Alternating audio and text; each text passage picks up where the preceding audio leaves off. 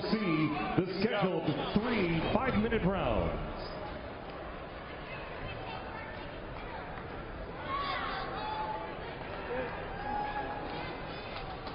Red, you ready?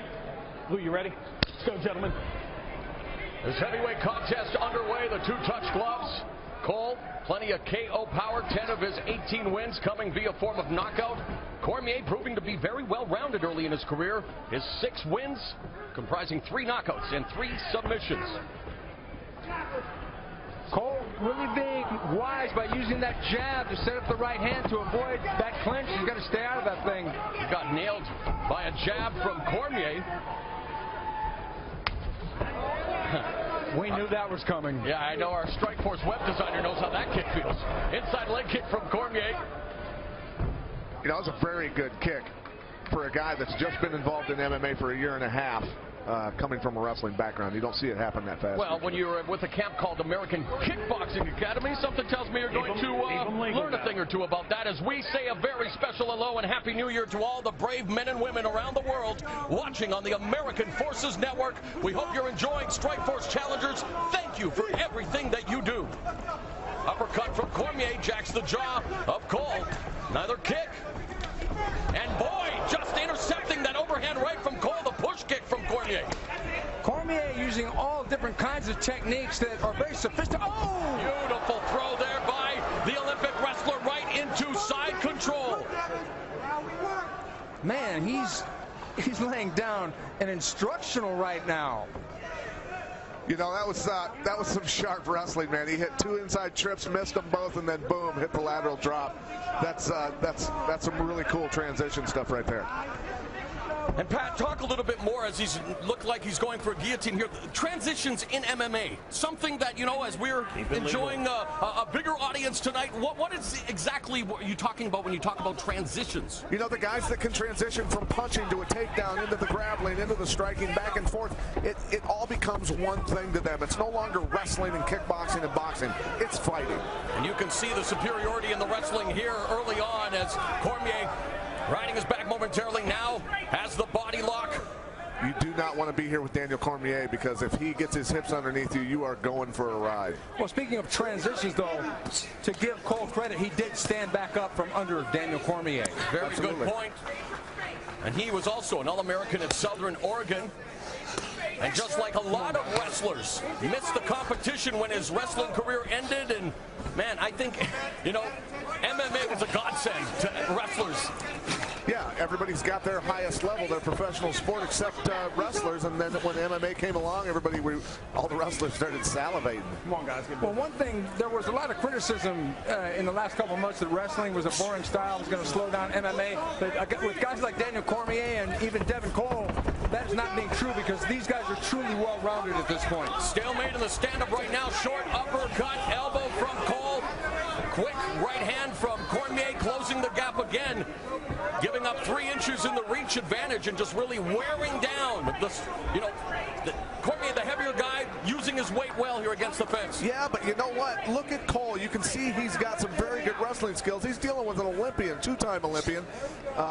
Cormier's tried several inside trips, tried several other things, and Cole's defended almost all of them. Cole's got a 5-inch height advantage. I mean, physically bigger guy, but not the heavier of the 2 individuals. And Cormier continues to pin him up along the fence.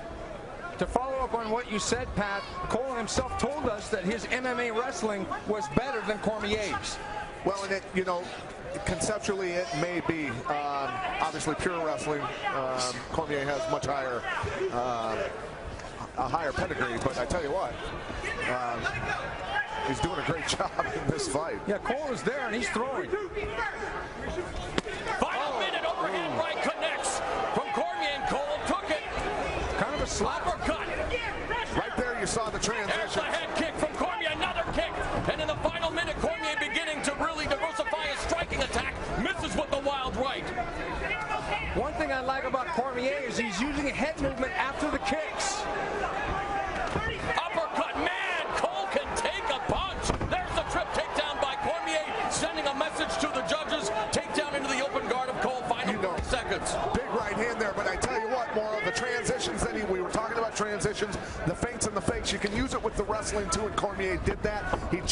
levels, fake a takedown, hit some punches, back in on the legs, and back upstairs. He had Cole confused that whole time. It was beautiful. 10 seconds. Final 10 seconds of a competitive opening round between a couple of, well, guys with wrestling backgrounds, Daniel Cormier and Devin Cole.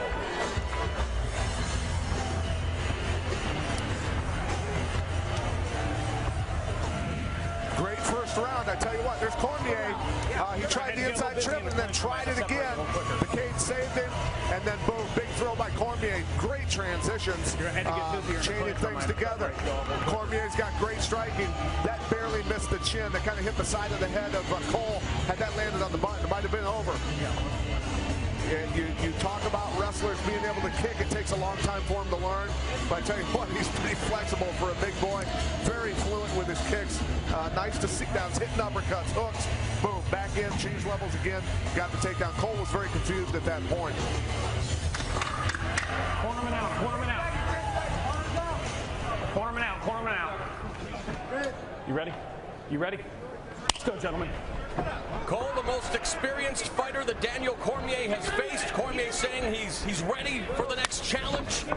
Getting it here tonight, another nice outside leg kick from Cormier, who again continues to show his evolution as a striker. And Pat, you raved about the fact that as a wrestler, this guy's taking a striking like a duck to water. You can see he loves striking, and that's a cool thing.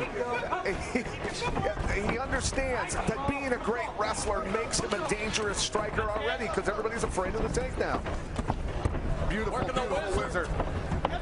Sprawling. And you know, you talk about the first M in MMA. Well, Cormier definitely has the mixed and mixed martial arts now, continuing to control Cole. He's working that wizard. You can hear his corner, Bob Cook, telling him to keep that wizard tight. I like how he was trying to pull a single, then he decided to let that go, got the upper body clinch, and then finally got Cole on his back. So he's really showing a mastery of transitions, an area that Devin Cole was a little bit leery about. Peppering him with a series of right hands. Cole finally bringing his left hand up to block.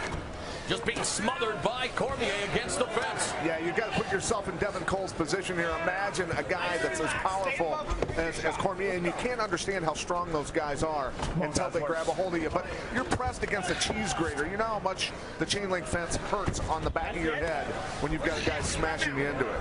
Now in full mount. Cole using the fence to try to launch himself up. Nicely done by Cole, but Cormier immediately goes on the attack again, sprawling out. It was a great move by Cole, because up against the fence like that, he only had one place to roll. And of course, Daniel Cormier would have posted out and prevented it. Yeah, Steven, and I think that was experience coming out definitely there. Oh, yeah. Side position, Cormier controlling Cole here in round number 2. Nearing the 2-minute round mark of the middle stanza.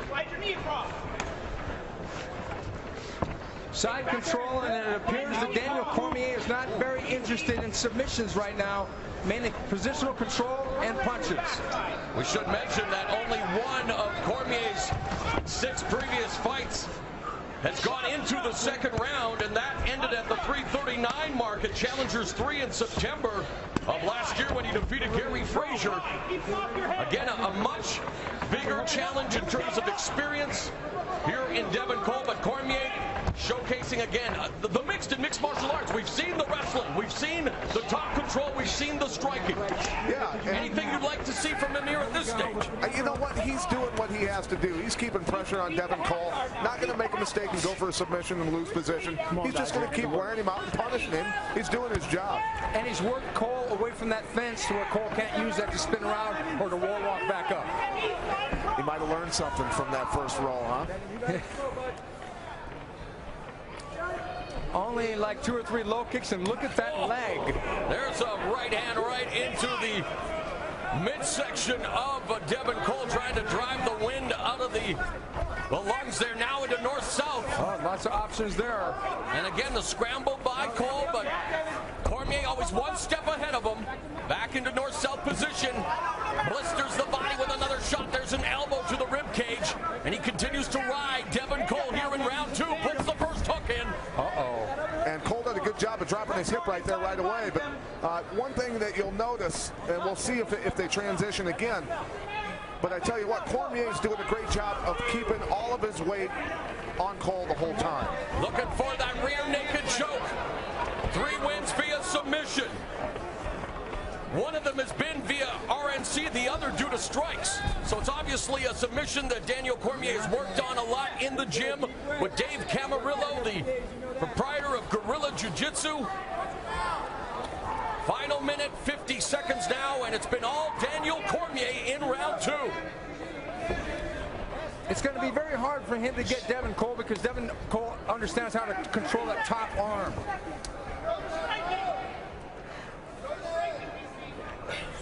There we go. Work for that. There we go, Devin. Lock that in. Lock that in. Devin going for a Kimura. There we go. Yeah, he's going to try and roll him through, but you can see Cormier dropping his hip, sinking the weight. I don't know if he's going to be able to get that on Cormier. Got the key lock. Cormier very controlled, not panicking whatsoever. No, he looks like he's sitting around watching TV. Final 10 seconds. 10 seconds, gentlemen. Cole looking for the dramatic submission here, but it looks like time is going to expire in round number 2.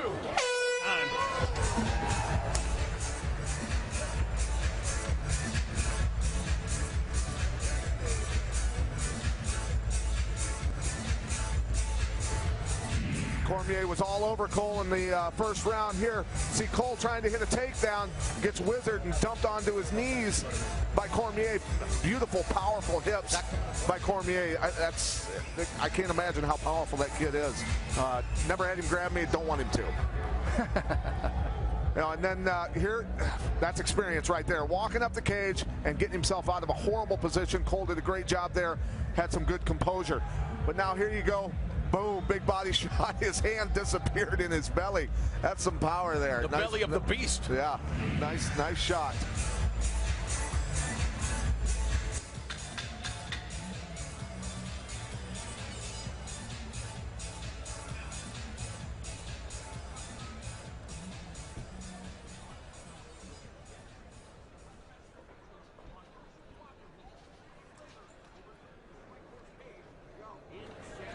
Red, final round.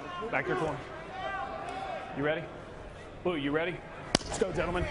Third and final round. What have you liked the most, Fight Professor, out of Daniel Cormier's performance thus far? I like his versatility.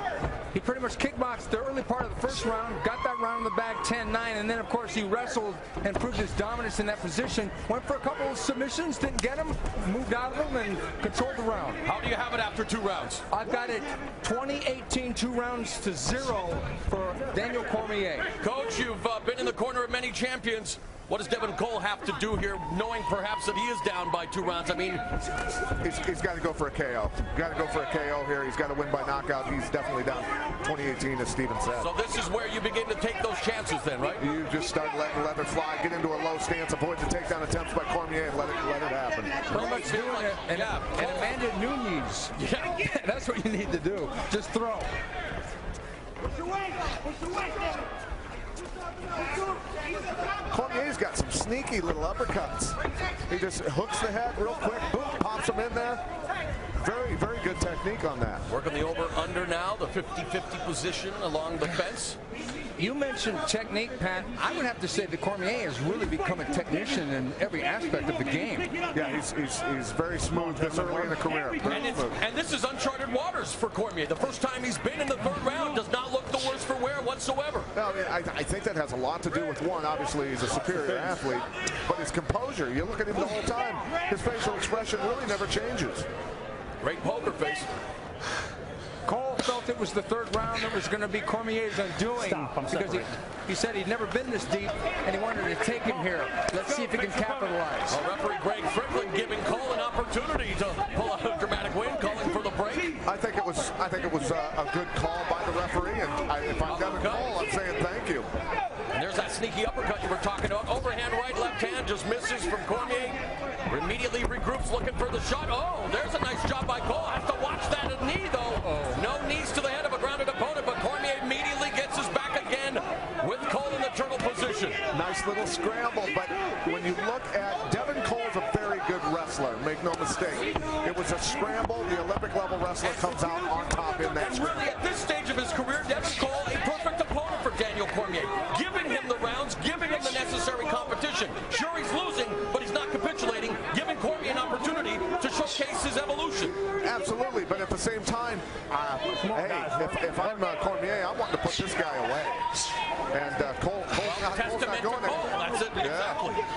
We've seen him eat a couple of nasty shots early on. Cole's definitely resilient, the taller man, yet, ironically, he's the lighter man in this fight. And I think that that's been a big thing. I think that Cormier is using his weight to good avail against Cole. Yeah, he's a collar tie by Cole, but the body shot from Cormier, and they really are just some dirty boxing, very close quarters, just grinding away here with 1 minute and 50 seconds left in the final round. I think one of the keys for Cormier would be get some distance, throw that low kick, because Cole had no block for that thing. And if he can crack him a couple more times, this fight would be a different situation standing. Yeah, Cole looks a little fatigued. I think the power of Cormier has worn him out. Right low kick right now, because keeping this distance like this, he's only going to be able to hook and uppercut his way into the clinch. But Devin Cole, you should stay on the outside. And there's been talk that, you know, Cole at 239 pounds, he says that he probably could make it to light heavyweight. And, you know, noticing right now another takedown by Cormier, and they may have sealed the deal here with 1 minute 9 seconds left. But, you know, Cole may be able to be a force at 205 if he can get down there. Yeah, I mean, he's fought a lot of really big heavyweights and done very well. I think he should be at 205, and honestly, I think Cormier could make 205 and would wreck people at 205. Really? 249 pounds, 31 years old? Yeah, but he'll admit to you, he doesn't even desire to diet at all. That kid likes to eat and train. He wants to focus on technique, not cutting weight. Well, he's a happy fighter now. Maybe at 205 he wouldn't be so happy. And you know, you talk about resilience. Daniel Cormier has had a lifetime and then some of tragedy, losing a baby daughter in a car accident, losing his father as a child, and it's just been amazing that how well put together, how amazing this guy is as a human being, first and foremost, putting all of that motivation and inspiration into this mixed martial arts career, and looking very good here as he is cruising to what should be a unanimous decision win, unless he's able to stop Cole here in the final 10 seconds. Gentlemen, fighting with urgency. That's what he said. For the first time in his career, Cormier's forced to go the distance.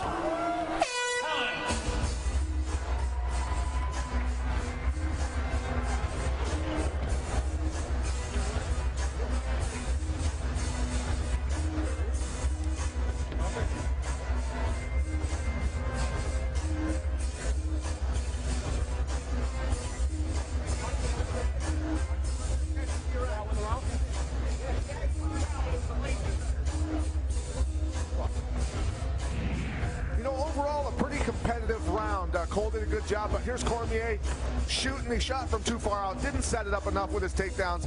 Luckily, Cole missed that knee because that was an illegal knee. Technically, could have ended the fight there and lost.